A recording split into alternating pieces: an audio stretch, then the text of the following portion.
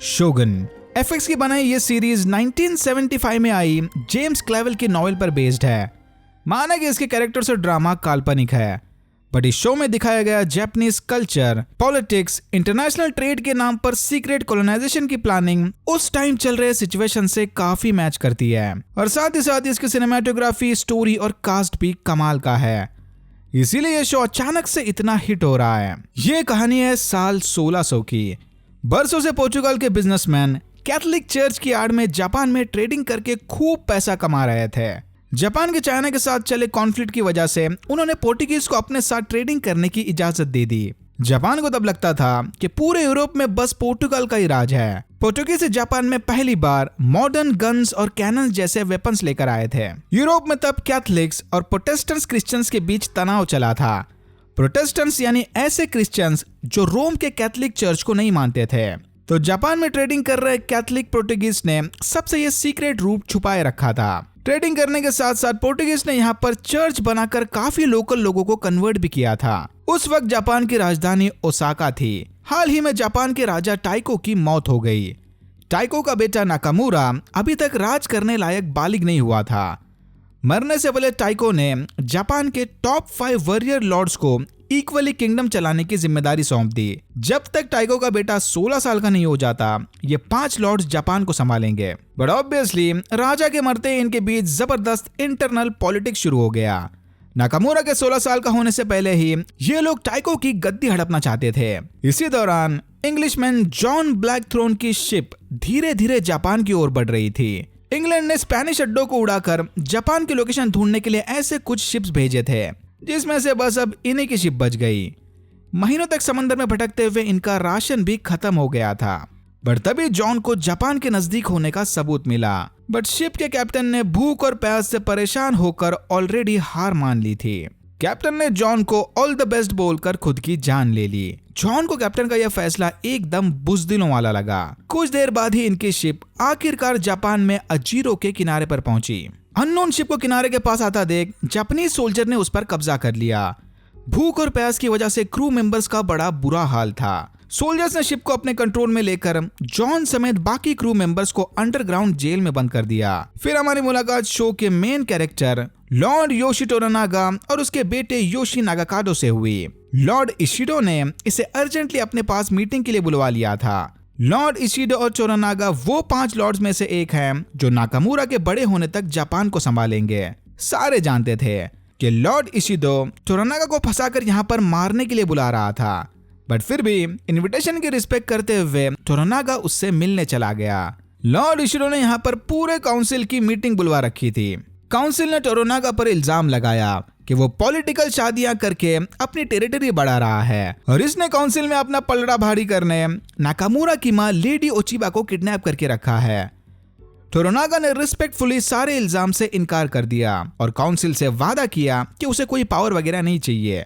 वो तो बस अमन और शांति चाहता है। आगे जो भी काउंसिल करेगी वो वैसा करने को तैयार है। बट फिर भी लॉर्ड इशिडो ने टोरानागा को सजा सुनाते हुए कहा कि वो 7 दिन के अंदर लेडी ओचिबा को वापस लौटा दे। सारे समझ गए कि इस जबरदस्ती के इल्जाम के बदले टोरानागा और उसके सारे चाहने वालों को काउंसिल सीधा मौत की सजा सुना देगी। अपने लॉर्ड को ऐसे सबके सामने बेइज्जत होता देख टाडायोशी ने गुस्से में काउंसिल में चिल्लाकर टोरानागा की साइड ले ली। बट टोरानागा ने उल्टा टाडायोशी को ही सबके सामने माफी मांगने के लिए कहा। वो फिलहाल लॉर्ड इशिडो के इलाके में थे, तो यहाँ रिस्पेक्ट दिखानी चाहिए। अपने लॉर्ड का सर दूसरी बार नीचा झुकता देख टाडायोशी ने शपथ खाई कि वो इस गलती के बदले अपनी पूरी ब्लड लाइन की कुर्बानी दे देगा। भाई उस जमाने के लोगों की वफादारी और डेडिकेशन तो नेक्स्ट लेवल का था। ये बंदा अगर आज इन्फोसिस में होता ना तो बहुत आगे जाता। टोरानागा ने वापस जाकर ये सारा इंसिडेंट अपने राइट हैंड जनरल हिरोमात्सु को बताया। टाडायोशी हिरोमात्सु की पोती उसामी का हस्बैंड है, लेकिन काउंसिल में शपथ खाने की वजह से अब कुछ नहीं हो सकता। बट टोरानागा ने हिरोमात्सु से वादा किया कि वो उसकी पोती को कुछ नहीं होने देगा। टाडायोशी ने तो कसम खा ली, बट इसके पागलपंती की वजह से उसामी अपने बच्चे की कुर्बानी देने के लिए तैयार नहीं थी। तभी टोडा मारिको नामी इस लेडी ने उसामी को किसी तरह समझाया कि काउंसिल में शपथ खाने के बाद अब कुछ नहीं हो सकता, इन्हें बच्चे की कुर्बानी तो देनी ही पड़ेगी। दूसरी तरफ अजीरो में होश आते ही जॉन ने अपने क्रू मेंबर्स को बताया कि उन्हें अब समंदर में भटके हुए मर्चेंट्स का नाटक करना चाहिए। जापानीज को जॉन ब्लैकथ्रोन के क्रू के असली मिशन का पता नहीं चलना चाहिए कि ये लोग इंग्लैंड को जापान से कनेक्ट करके ट्रेडिंग की आड़ में उन पर कब्जा करना चाहते हैं। जॉन ने अजीरो के लॉर्ड काशिकी ओमिक से रिक्वेस्ट की कि वो उन्हें आजाद करके शिप के साथ वापस भेज दे, बट काशिकी जॉन की इंसल्ट करके उसे अपने अंकल लॉर्ड याबुशिगे के पास ले गया। याबुशिगे इजू का लॉर्ड था। इजू और अजीरो दोनों कांटो रीजन के अंदर आते हैं और कांटो रीजन का मेन लॉर्ड टोरोनागा है, यानी जॉन ब्लैकथ्रोन की शिप टोरोनागा के टेरिटरी में लैंड हुई थी। जॉन की बातें ट्रांसलेट करने लॉर्ड याबुशिगे एक पोर्टुगीज प्रीस्ट को लेकर आया, बट जॉन को देखते ही ये प्रीस्ट समझ गया कि ये इंग्लिशमैन इनके पोर्टुगीज मंसूबों पर पानी फेर देगा। प्रीस्ट ने झूठा ट्रांसलेशन करके याबुशिगे को बताया कि जॉन एक खतरनाक पायरेट है और उसे अभी के अभी मौत की सजा सुनानी चाहिए। इनका रिएक्शन देखकर जॉन समझ गया कि मामला कुछ तो गड़बड़ है। फिर इसने फौरन क्रॉस लेकर जमीन पर पटक दिया, याबुशिगे को यह दिखाने कि देखो मैं कैथोलिक धर्म में विश्वास नहीं करता, इसीलिए ये प्रीस्ट मुझे जबरदस्ती मारना चाहता है। तो अब सच्चाई का पता लगने तक याबुशिगे जॉन को जिंदा रखेगा। याबुशिगे भी कोई भला मानुस नहीं था। ये जॉन के शिप से मिले वेपन्स और गोल्ड की मदद से अपनी आर्मी को स्ट्रांग बनाना चाहता है, बट वो ये नहीं जानता था कि टोरोनागा के खबरी चारों तरफ फैले हुए हैं। टोरोनागा को ऑलरेडी इस शिप के बारे में सब कुछ पता चल चुका है। इस शिप पर क्रू की छानबीन करने टोरोनागा ने हिरोमात्सु को अजीरो भेज दिया।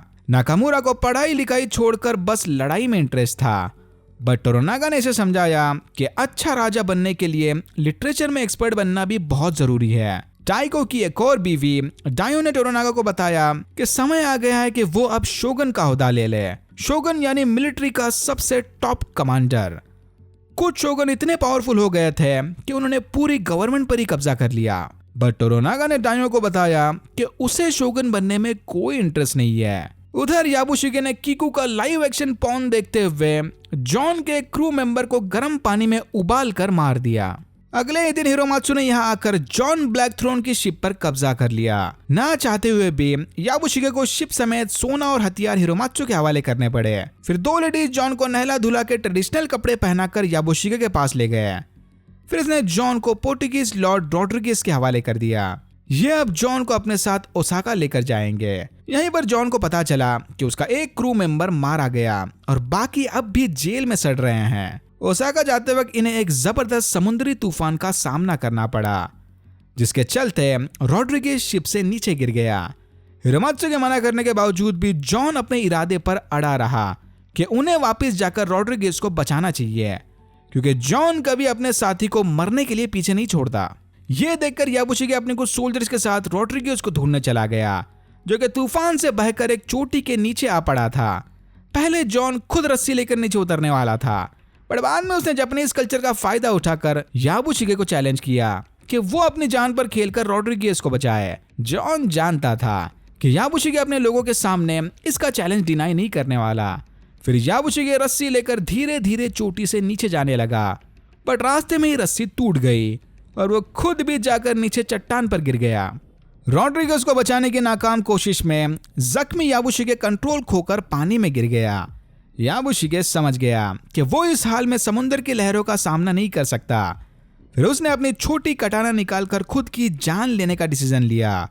ये देखकर जॉन हैरान रह गया। जॉन को फौरन उसके कैप्टन के फ्लैशबैक्स आने लगे। उसके कैप्टन ने भी नसीब के भरोसे मरने की बजाय खुद अपने मरने का टाइम चूज किया था, और याबुशिगे भी अब यही करने जा रहा था। लेकिन समय रहते उसके सोल्जर्स ने रस्सी फेंककर दोनों को बचा लिया। याबुशिगे के ऊपर आते ही जॉन ने रिस्पेक्ट में उसके आगे अपना सर झुका दिया। और नहीं, ये शो खुद की जान लेने को ग्लैमराइज नहीं कर रहा। वो टाइम, सिचुएशन और कल्चर करंट टाइम से काफी अलग है। फिर सारे जॉन को लॉर्ड टोरोनागा से मिलवाने ले गए। टोरोनागा को पोर्टुगीज पर भरोसा नहीं था। लकीली कैथोलिक होने के साथ साथ मारिको उनके भाषा में भी एक्सपर्ट बन गई थी, तो टोरोनागा ने मारिको को अपना पर्सनल ट्रांसलेटर बनने के लिए मना लिया। होश आते ही लॉर्ड रॉड्रिगेज ने जॉन को बताया कि उसने जॉन के शिप से मिले जर्नल्स और ऑर्डर्स को पढ़ लिया है। वो जानता है कि जॉन यहाँ पर स्पेनिश और कैथोलिक के खिलाफ जाकर जापान में इंग्लिश ट्रेडिंग शुरू करने आया है। ओसाका में एंटर करने से पहले रॉड्रिगेज ने जॉन को यहाँ के 3 हार्ट्स वाली थ्योरी बताई। कि हर इंसान के पास 3 दिल होते हैं, एक जो वो दुनिया को दिखाता है, दूसरा जो अपने रिश्तेदारों और दोस्तों को दिखाता है, और तीसरा डार्क दिल जो वो कभी किसी को नहीं दिखाता, जिसके बारे में बस वो खुद ही जानता है। तो टोरोनागा के सामने मुंह खोलने से पहले इस बात का ध्यान रखना कि वो किधर है और क्या बोल रहा है, क्योंकि ये लोग जापानीज को जितना अंडर एस्टिमेट कर रहे थे ना, वो उससे कहीं ज्यादा पहुंचे हुए हैं। और यहाँ होता है एपिसोड 1 खत्म। अगर आपको वीडियो अच्छा लगा तो please like share and subscribe for more videos like this. मैंने ऐसे और भी वीडियोस बनाए जिनके लिंक्स आपको डिस्क्रिप्शन बॉक्स में मिल जाएंगे। Thank you very much for watching and I am hoping to see you in my next one.